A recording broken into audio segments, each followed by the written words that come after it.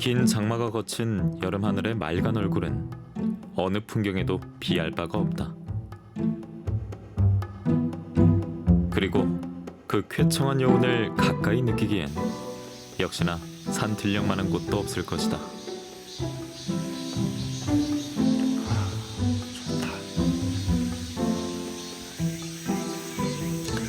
아하, 이제 집신나물도 꽃을 피우고 번식을 준비하네.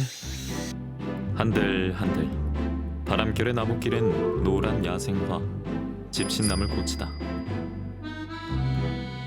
전국 산지 곳곳에 흔히 자생하는 친숙한 사냐초. 이 집신나물도 어릴 때는 나물로 먹습니다. 요게 이제 어린 잎인데 요런 때는 이제 나물로 먹고, 이게 왜 집신나물이라 그러냐 하면은 여기에 꽃이 지고 열매가 맺히면은 열매 주변에 자잘한 갈고리형 털이 있는데 옛날 어른들이 신고 다니던 집신에 잘 달라붙었다고 해서 집신나물이라 그래요. 장미과의 여러 해살이 풀로 6월에서 8월 사이 꽃피는 대표적인 여름 약초 중 하나. 양명은 이걸 선악초라고 합니다.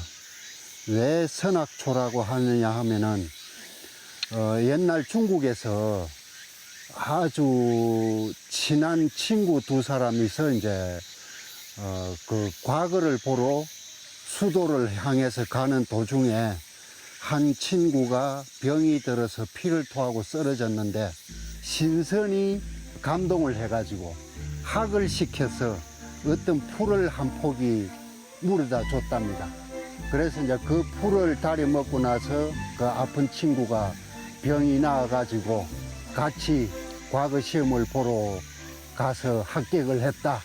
그런 전설이 전해져 오는데, 그래서 이제 이 신선이 학을 시켜서 보내준 약초다 해서 선악초라고 불러요.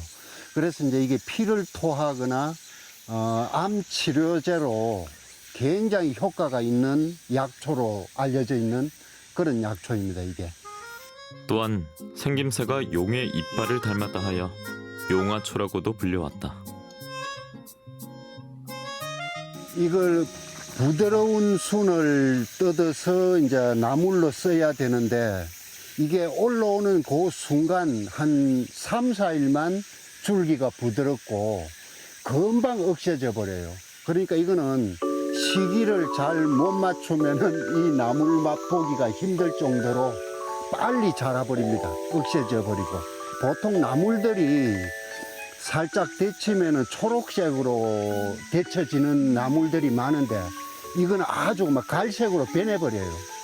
그래서 나물로 무쳐도 그렇게 예쁜 그런 비주얼이 좋은 그런 나물은 아닙니다. 그래도 이제 약이 좋고 또 옛날에는 먹을거리 귀하니까 뭐라도 뜯어서 식량에 보태려고 나물로 먹었다고 그럽니다. 그리고 쭉 뻗은 거송 가장자리, 일명 소금나무라고도 부르는 북나무가 꽃을 피우고 있다.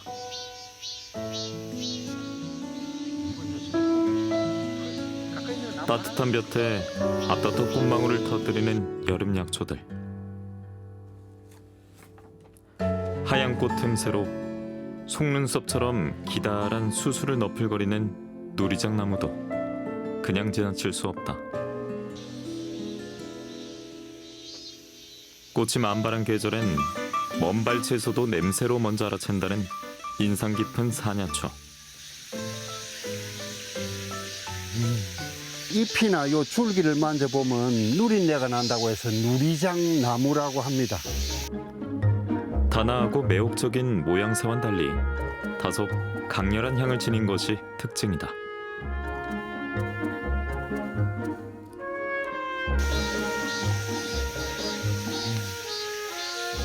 누린내가 엄청 심해요.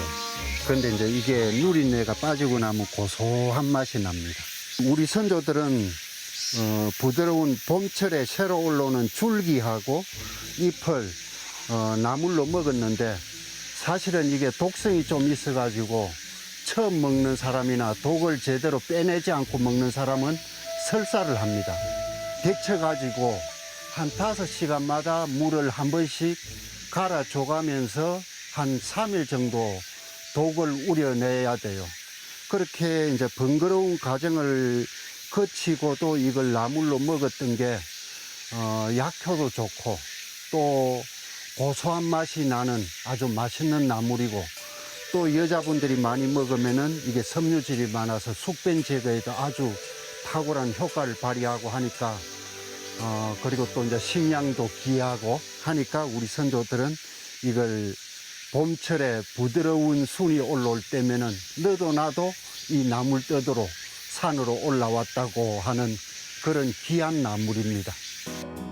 그래서 꽃과 열매의 아름다움에 처음 놀라고 고약한 냄새에 2번 놀라며 그 약성에 3번 놀란다는 누리장나무.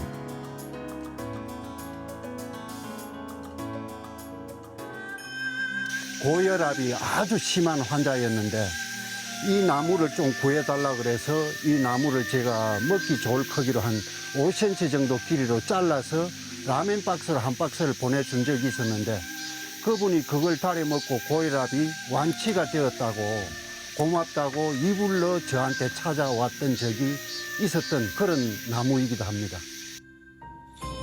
여름산은 그야말로 꽃천지.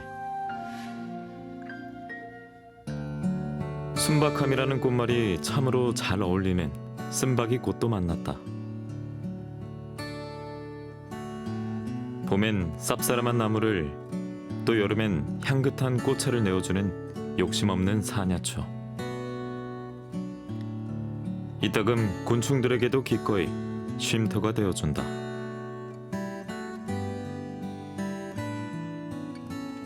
그때 약초꾼의 눈길을 끈 또 하나의 꽃.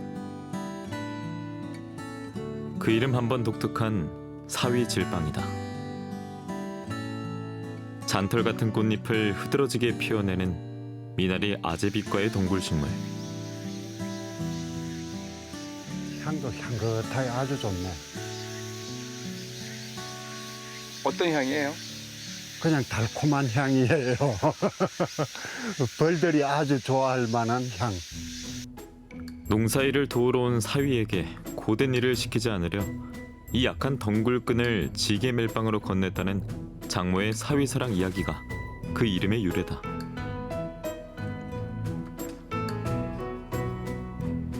사이질방, 또 비슷하게 생긴 할미밀망, 또 같은 과인 의아리를 통틀어서 전부 다 약명으로 위령선이라 그러는데 그 위령선은 이제 신경통 관절염에 아주 효과가 뛰어나요. 약간의 독성을 지니고 있으며 맵고 따뜻한 성질을 띠는 것이 특징. 오랜 세월 민간 약재로 요긴하게 쓰여왔다. 그래서 이제 정조 할아버지한테 어머니가 들은 이야기는 이걸 안전뱅이가 이걸 아침에 달여 먹으면은 오후에 일어서서 걸어 다닐 수 있다고 할 정도로 약효가 빨리 나타나고 약효가 강한 약초가 이 사이질방, 할미밀망, 의아리 3가지입니다. 여름 꽃놀이 같았던 산행을 마치고 돌아오는 길. 앞마당에도 친근한 야생화가 얼굴을 내밀었다. 샛노랗다 못해 금색을 띠는 듯 선명한 꽃잎이 매력적인 야생화. 한여름 산비탈이나 들녘에서 심심찮게 마주치는 국화가의 여러 해살이 풀 금불초다.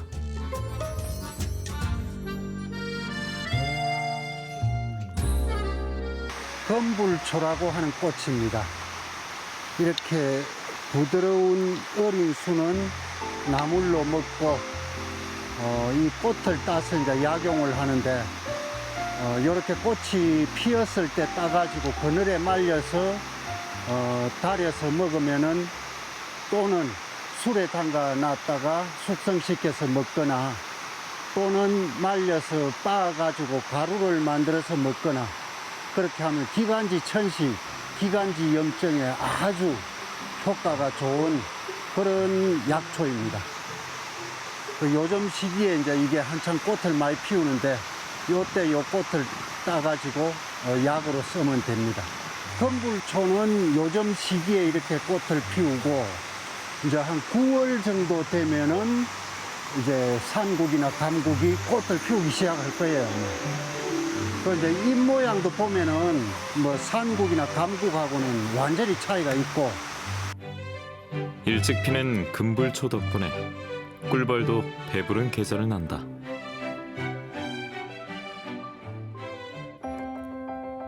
지나가는 나그네 발길도 붙드는 아름다움은 물론 산들녘 어디서든 쉽게 볼 수 있고 제 역할마저 톡톡히 해주는 여름 약초. 다시 만날 땐 그 귀한 이름을 불러주고 싶다.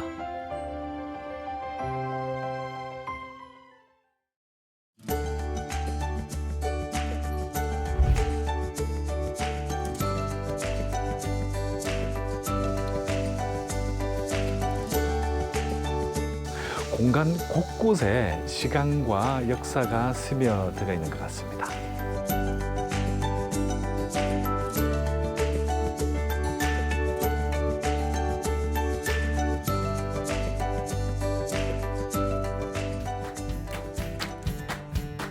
계절도 모르고 1년 내 알록달록하다지요.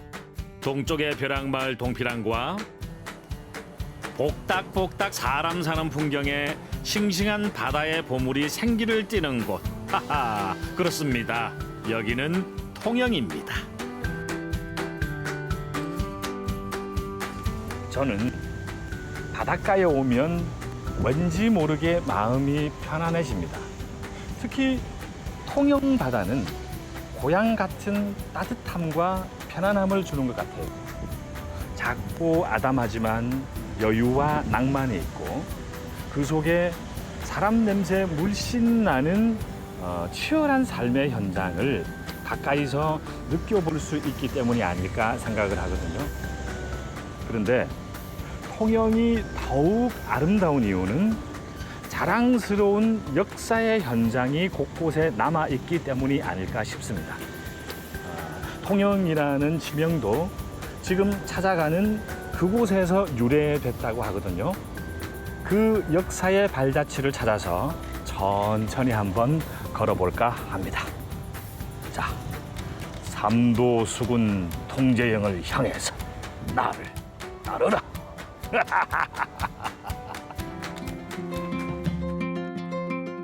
우뚝 버티고선 건축물의 자태가 늠름한 장군의 기상을 떠올리게 합니다. 사적 제402호 삼도 수군 통제영입니다. 안녕하십니까. 예, 안녕하세요. 반갑습니다. 반갑습니다. 예, 오늘 뭐 설명해 주실 해설사님이시죠? 네, 통영시 문화관광해설사 김영남입니다. 반갑습니다. 예, 반갑습니다. 우리가 이순신 장군은 일반적으로 잘 아는데 네. 삼도 수군 통제영을 이렇게 잘 모르시는 분들이 있더라고요. 네. 삼도수군 통제영 설치되기 전에 예. 삼도수군 통제사직이 없던 직이었어요. 아, 예. 네, 이게 삼도라면 충청도 네. 우수영, 그다음에 전라도 우수영, 예. 전라도 자수영, 경상도 우수영, 경상도 자수영. 예. 예. 군영 체제가 다 갖추고 있었어요. 예, 예. 지휘권 통합 체제로 가려면 누군가가 맡아야 됩니다. 예, 예. 그래서 선조 임금님이 예. 없는 직을 전라자수사로 계신 이순신 장군한테 예. 너 가서 예. 삼도수군 통제사직을 맡아서 두 직을 겸직을 하라라고 명령을 내린 거죠. 예. 예. 그래서 한산내전을 치르고 난 뒤에 1593년 8월에 삼도수군 통제사직을 맡게 됩니다. 그래서 이순신 장군이 초대 삼도수군 통제사가 되죠. 말 그대로 삼도의 수군을 아우르던 곳. 맨 먼저 약 30여 개의 크고 작은 관아 중에서도 가장 장대하기 이를 데 없는 삼도 수군 통제영의 대표 건축물 세병관이 웅장한 모습을 드러냅니다. 삼도 수군 통제영보다 네. 세병관이라는 이름이 좀 더 익숙하고 좀 유명한 것 같아요. 네. 그러니까 그만큼 이 세병관이 이 삼도 수군 통제영의 마치 그 심장 같은 곳 네. 같아요. 네. 네. 그 세병관에 대한 설명을 좀 네. 부탁드리겠습니다. 삼도수군 통제영이라는 예. 군사 기지로 설치가 됐기 때문에 예. 그 안에 어떤 역할을 할 만한 건물은 있어야 되잖아요. 예. 그러다 보니까 음. 여기는 이제 임금님이 안 계시지만 네. 임금님이 계신 어우나 마찬가지인 이렇게 심장과 통력의 심장, 예. 삼도수군 통제영지 안에 어떤 심장과 같은 건물이 만들어져야 되는 거죠. 예. 그래서 이렇게 세병관이만 이름의 현판을 걸고 예. 예, 그 기능을 역할을 다 했다는 거죠. 예. 그럼 이게 기능은 뭐예요? 기능은 여기 제가 어우라고 말씀드렸죠. 예. 임금님이 계시진 않지만 임금님께 충성맹세 의식을 행했던 그런 공간이기도 하고 예. 여기 통영 앞바다에서 삼도의 수군들이 다 모여서 군사 훈련을 했던 곳이에요. 그래서 여기 객사 건물이면서 총지휘소 역할이죠. 지본부죠. 이 세병관 건물이 언뜻 네. 보기에도 규모가 엄청나거든요. 대한민국에서도 손꼽힌다고 들었는데 네네네. 어느 정도예요? 지금 현재 우리 국내에서 가장 큰 조선시대 목조 건축물로 예. 세 곳이 남아 있는데 예. 서울 경복궁에 있는 경회루, 경회루, 그다음에 여수 진남관, 진남관, 그다음에 통영의 세병관입니다. 이제 목조 건축물로서 가장 손꼽히는 곳이 세 곳이지만 가장 큰 넓은 마루를 자랑하는 것이 통영이에요. 기둥이 50개로 세워져 있고 그래서 가장 큰 건물이고 그다음에 그 두 곳은 한번 불에 소실이 됐었어요. 그래서 새롭게 건립이 된 거고 통영은 1605년도에 건립한 그 건물 그대로 보존되어 있죠. 전면 9칸, 측면 5칸의 단층 8짝 지붕으로 이루어져 당당하고 압도적인 위용을 뽐내는 세병관. 씻을 세자에 무기병자를 써 은하수에 피 묻은 병기를 씻어낸다라는 평화의 뜻을 지니고 있는데요. 지금은 그 이름처럼 평화로운 바람 한 점 휘 불어다주는 자랑스러운 역사의 현장으로 남아 있습니다. 야, 이게 들어와 보니까 훨씬 더 넓어 보입니다. 굉장히 웅장하고 사방이 확 트여 있다 보니까 마치 제가 장군이 된 것 같은 그런 느낌도 들고 그런데요. 예, 여기 보니까 저쪽에 그 좀 높은 데가 있어요. 네. 저기는 뭐 하는 곳입니까? 저 한 단 높은 단은 예, 예. 벌패단이라 하면서 전패단이라고 하기도 해요. 예, 예. 임금님이 안 계시지만 임금님이 계시는 공간. 자, 아무나 못 올라가는. 아무나 못 올라가죠. 아. 지금 이 마루에도 예. 우리 지금 여기 올릴 수 있는 건 영광인 거예요. 그때 조선시대 때는 당상관 이상만이 이 마루에 올라올 수 있었던 거죠. 당상관이라면 굉장히 높은 직책. 정이품 이상 때는 분계를 가지신 분들만이 올라올 수 있는 자리였어요. 현판이 있어요. 네. 저건 뭐예요? 저거는 지금 말하면 인사 기록부라 보시면 되겠어요. 역대 통제사님이 예, 예. 208대 통제사님이 다녀가시는데 예, 계급, 예, 아래에 이름, 예. 그다음에 출신 지역을 기록해 놓은 인사 기록부라 보시면 되죠. 이 밖에도 역대 통제사들의 공덕을 기리는 비석 통제사빈궁과 수군들의 무기였던 창과 활, 대포 등을 보관하는 병고, 중국 사신들을 접견하던 백화당 등 각 관아의 세분화된 역할은 물론 체계적인 운영 방식까지 짐작해 볼 수 있었는데요. 음악 속에서도 작전을 짠다라는 그런 뜻이 담긴 운주당이고요. 여기는 통제사님이 진물을 보시고 삼도에 있는 장수들을 막하 장수들을 불러서 작전 짜던 그런 곳입니다. 그러니까 통제영 안에 가장 핵심적인 곳이라고 보시면 되겠습니다. 그 해설사님의 설명을 듣다 보니까 네. 마치 제가 이제 그 시절로 돌아간 듯한 그런 느낌도 들기도 합니다. 그런데 이렇게 중요한 역사적 가치가 있는 이 사적들이 일제 강점기 때 그 좀 허물어졌던 적이 있다고 들었습니다. 네. 이제 삼도수군 통제행이 되면서 약 300년간 번영을 했었어요. 그래서 일본이 이제 우리 조선을 간섭하기 시작하면서부터 조선 전기 말살 정책을 펼칩니다. 통영 성안에 관청이 100여 채의 관청이 있었는데 그 조선 전기 말살, 통영 전기 말살 하는 정책에 의해서 다 성 무너뜨리죠. 관청들도 다 없애버리죠. 그래서 그 세변관 건물만 딱 남겨둡니다.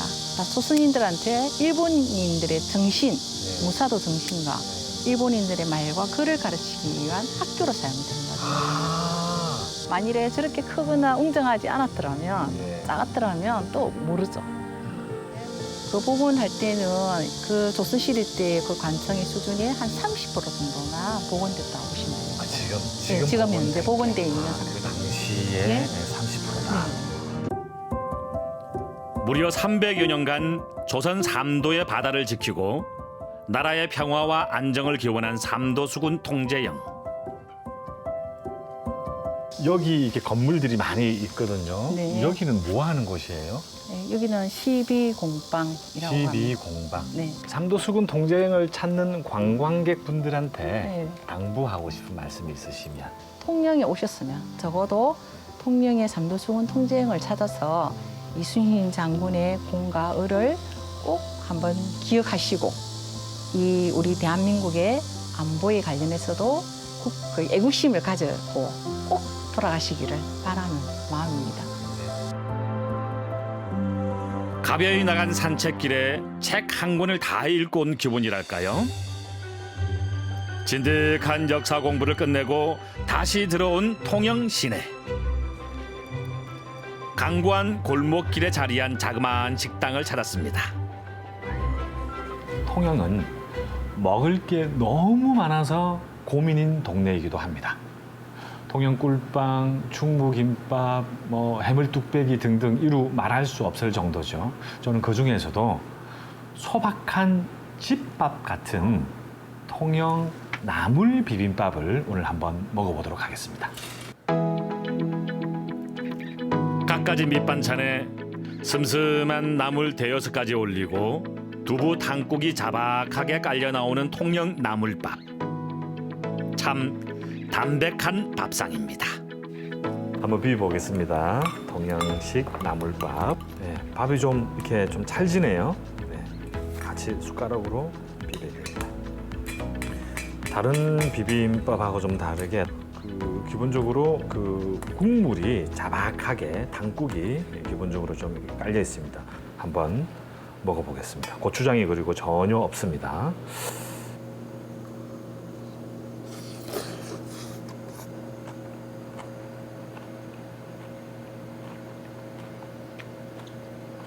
맛이 정말 담백합니다. 그리고 시원한데요. 여름에 먹어도 정말 괜찮은 음식입니다. 보통 이 통영 헛제사밥이라고 하죠. 나물밥을.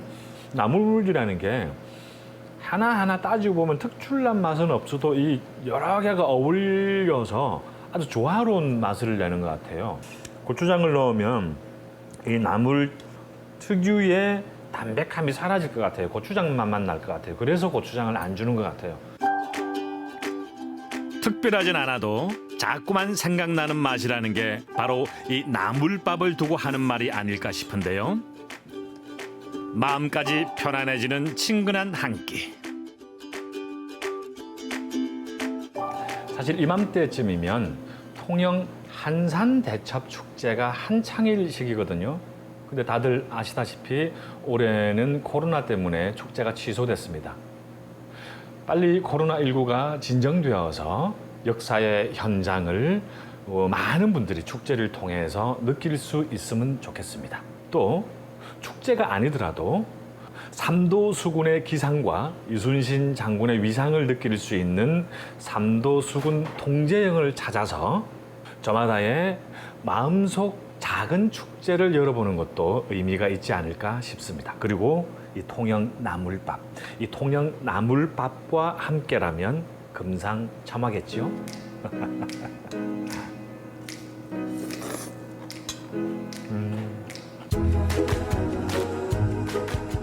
건축은 시대의 거울이라는 말이 있죠. 다시는 잊어서도 잃어버려서도 안 될 소중한 역사의 산물. 수군들의 장엄한 위상이 서려 있는 통영에서의 하루였습니다.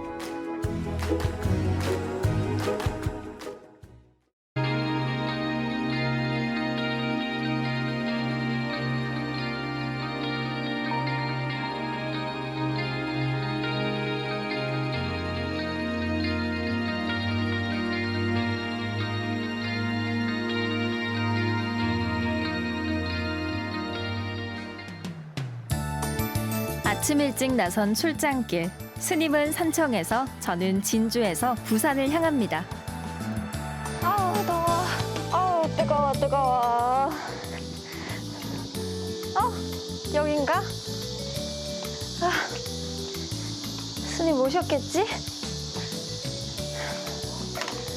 스님. 스님 안녕하세요. 토우 작가 1세대의 공방. 정겨운 흙사람들이 외지인을 반깁니다. 이 작품 색깔이나 모양이 좀 금수하면서 본 것 같기도 하고요. 금수함에 있는 작품이 다 선생님 작품이니까. 아 그래요? 네. 저는 이거 보고 깜짝 놀랐어요. 만져보세요. 이렇게 가벼운.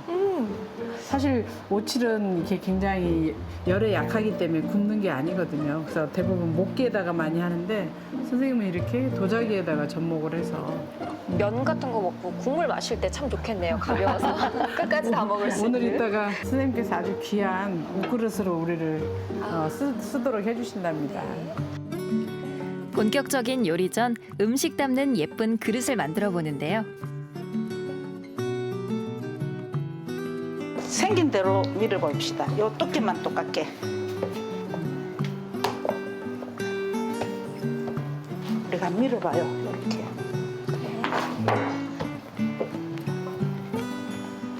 물칠을 해야 돼. 물질을 이렇게 하면서 얘네들이 붙으려면 상처를 줘야 되거든요.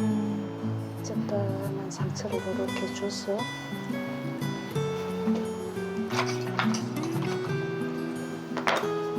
이렇게 만들면 얼마나 기다리면 접시가 되는 거예요? 이게 마르는데 한 일주일 걸릴 거거든요. 네, 일주일 걸리고 초벌하고 재벌하면 넉넉하게 2주는 잡아야 안 되겠어요? 네. 참 우리가 모든 것이 시간을 기다려야만이 완성을 할 수가 있어요. 모든 것이. 그 신이 네. 인간한테 준 가장 큰 선물 중에 하나가 이 도자기래요. 흙을 가지고 이런 작품이나 그릇을 만들 수 있다는 게 대단한 일이잖아요. 이제 뒤집어서 모양 잡아주면 끝. 오, 접시가 됐죠. 이게 약간 이렇게 초간단 접시입니다. 초간단. 아 제가 만진 부분이 밑부분이었군요. 네. 대안이 있는 테이블 첫 번째 요리는 콩잎 장아찌입니다.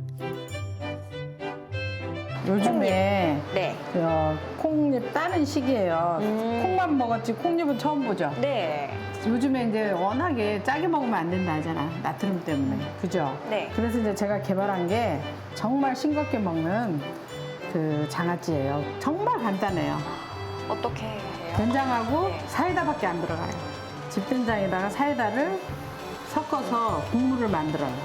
한 달 전에 담은 거 네. 맛보여드리려고 가져왔거든요.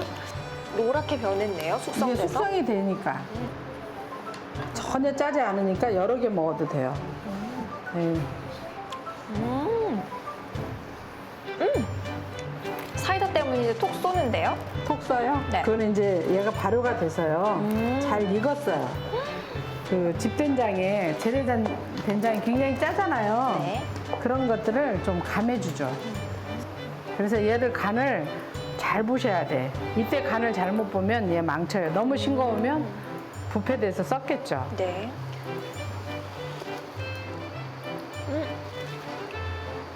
딱 좋은 것 같은데요? 딱 좋아요? 네. 그런데 얘가 딱 좋으면 소용없어요. 약간 짭조름해야 돼요. 왜 그러냐면 얘가 전혀 간이 안 된 거잖아요. 소금에다 절이지도 않았고.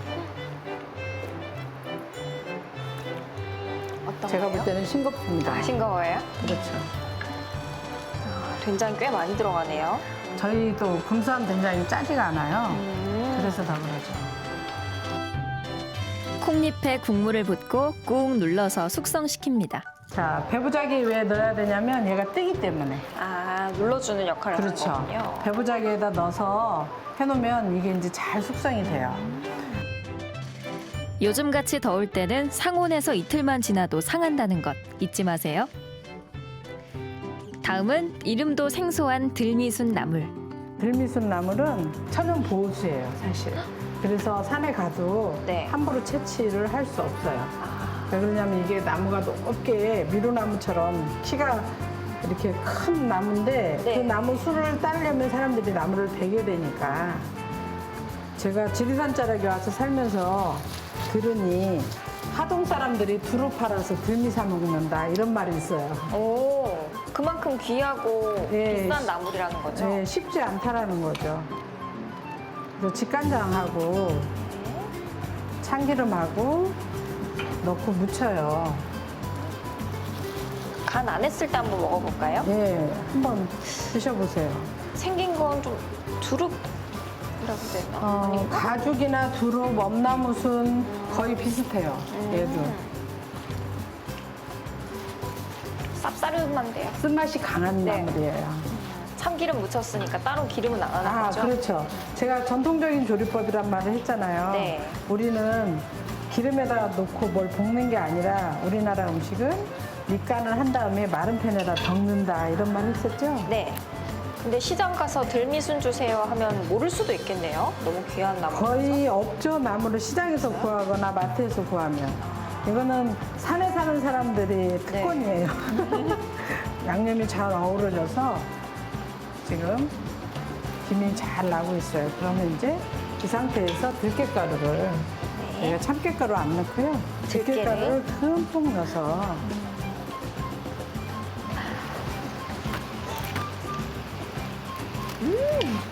진짜 봄나물 같은 느낌 나네요. 얘가 가을 나물이 아니라 봄나물이죠. 지금은 세어서 잎을 딸 수도 없죠. 쓴맛이 남아있긴 한데 그냥 데쳤을 때보다는 훨씬 더 감칠맛은 나요. 감칠맛. 이제 네. 감칠맛도 알고 점점 발전하셔요. 칭찬으로 좋아진 기분, 고소한 빈자적으로 즐겨봅니다. 우리가 오늘 또 네. 맛있는 빈자적을 구울 거예요. 빈자적이요? 네. 빈자적? 가난한 사람들이 먹는다 그런 뜻이 아니고 녹두를 가지고 하는 게 빈대떡이잖아요. 빈자적은 빈대떡 새끼다 해서 이름을 만든 게 빈자적이에요. 빈대떡이란 말을 잘 사찰에서는 쓰지 않고요. 사실 녹두는 이렇게 여름에 먹는 음식이거든요. 네. 성분이 차다 보니까 굉장히 심플하지만 맛있는 음식. 그래서 다시 쌓았잖아요. 한 겹, 두 겹, 세 겹 쌓아서. 그래서 쌀적인 거예요? 네, 빈자적이. 많은 분들이 빈대떡을 네. 튀김으로 알고 계세요. 네. 혜민 씨도 아마 그러지 않아요? 그렇죠. 두껍게 해서 그냥 기름에 콸콸 끓는 기름에 튀겨내잖아요. 저희는 이제 기름도 부침류가 들기름하고 식용유잖아요. 네. 식용유만 사용하지 않죠. 트랜스 지방 때문에도 그렇고. 스님 썰어 놓으니까 네. 재료가 자, 다 살아있네요. 그대로 색깔도 그렇죠. 그렇고. 그래서 혜민 씨가 이건 사실 네. 보통은 이제 장에다가 드시죠. 그냥 드셔봐야 이 녹두의 그 진맛을 알 수가 네. 있어요.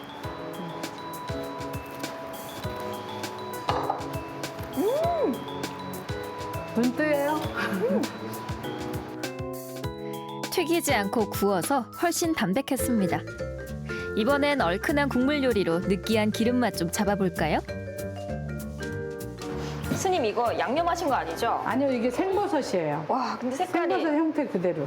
색깔이 이래요 원래? 네, 원래 이렇게 주황색이에요? 산에요. 얘가 이렇게 쪽쪽쪽쪽 나 있어요. 깨꾸리가 이렇게 하늘 쳐다보고 노래하듯이.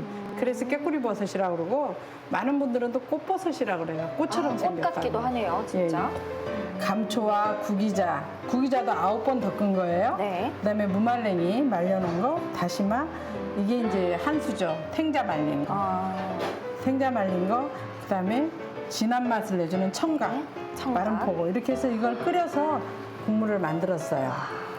이렇게 푸짐하게 오늘 들어가요, 재료가. 네. 어때요, 혜민 씨? 와. 배부르겠죠? 네. 밭을 그대로 옮겨 놓은 것 같은데요. 사찰에서도 스님들도 샤브샤브 드세요.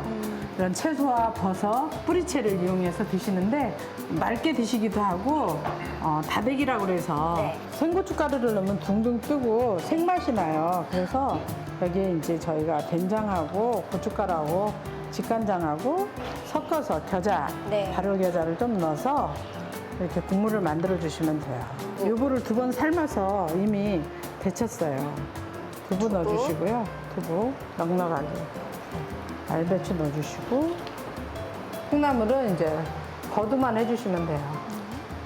아스파라거스도 들어가요? 네. 얘는 이제 건져 먹어도 되고 네. 고추가 싫으신 분은 그냥 국물 내기용으로? 네, 국물 내기용으로만 하셔도 좋고요. 붉은색이 들어가니까 또 보기도 네. 좋아요. 적겨자, 표고, 느타리, 팽이 등 꾀꼬리 버섯을 빛내줄 조연들 속속 등장하는데요. 와, 잘 끓고 있죠? 꾀꼬리. 버섯이. 우와. 제가 태어나서 처음으로 꾀꼬리 샤브샤브를 먹어보겠습니다. 네, 그리고 이제 파래면도, 파래 곤약면도 같이 드시면 국물 어때요? 저희가 이제 또 얼큰하고 맛있어요.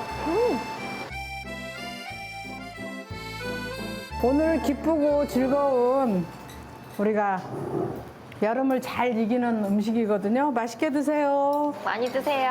네, 고맙습니다. 스님, 예쁜 그릇에 담으니까 더 맛있어 보이네요. 그죠? 네. 이게 아주 귀한 그릇입니다. 맛있어? 진짜? 스님, 샤브샤브에 고기가 안 들어가도 이렇게 맛있을 수 있다니 정말 놀라운 맛이에요. 놀라운 맛. 네. 그죠? 예, 여러 가지 재료들이 다 우리 몸을 이롭게 하고 제각기 그 색깔을 다 띠고 있고 꾀꼬리 버섯이 우리를 오늘도 이렇게 네. 마음을 즐겁고 맛있는 거 보면 기분 좋잖아요. 네. 선생님, 이 나물은 무슨 나물인가요? 들미순이라고요. 들미순. 네, 그래서 여름에 기운 없고 처지는데 이렇게 쌉스름한 나물 먹고 기운 나시라고 이게 면역식품입니다. 쌉싸름한 맛 나는 나물을 먹고 콩잎을 먹으니까 더 단맛이 잘 느껴지는 것 같아요. 사연이는 여기서 뭐가 제일 맛있어요? 이거? 민자적이 맛있구나. 스님, 우리 방송 시작한 이래로 이렇게 많은 식구들과 같이 밥 먹는 건 처음이죠? 그죠? 다 저의 해밀이들 사찰 음식을 네. 하는 전문가 선생님들이 오늘 또 부산 경남에 많이 계시기 때문에 네. 허 선생님도 뵐 겸 또 우리가 이렇게 음식을 색다른 장소에서 또 다른 시기에 이렇게 해서 오늘 새로운 분위기로 오늘 식사를 우리가 한번 한 끼를 하는 거죠. 좋은 한 끼죠. 네. 여름과의 이별 의식, 최후의 만찬 같은 자리인데요. 장인이 빚은 닭이에 차 한 잔도 특별합니다. 그러니까 차 생활이 사실은 차는 여유거든요. 시간의 여유. 음식을 먹고 나서 소화도 도와주지만 이 시간에 자기의 그 분주함을 내려놓고 잠시 쉬어가는 거. 오늘 스님께서 이렇게 좋은 또 차를 주셔서 마음이 따뜻해지고 그죠? 뜨거운데? 혜민 씨는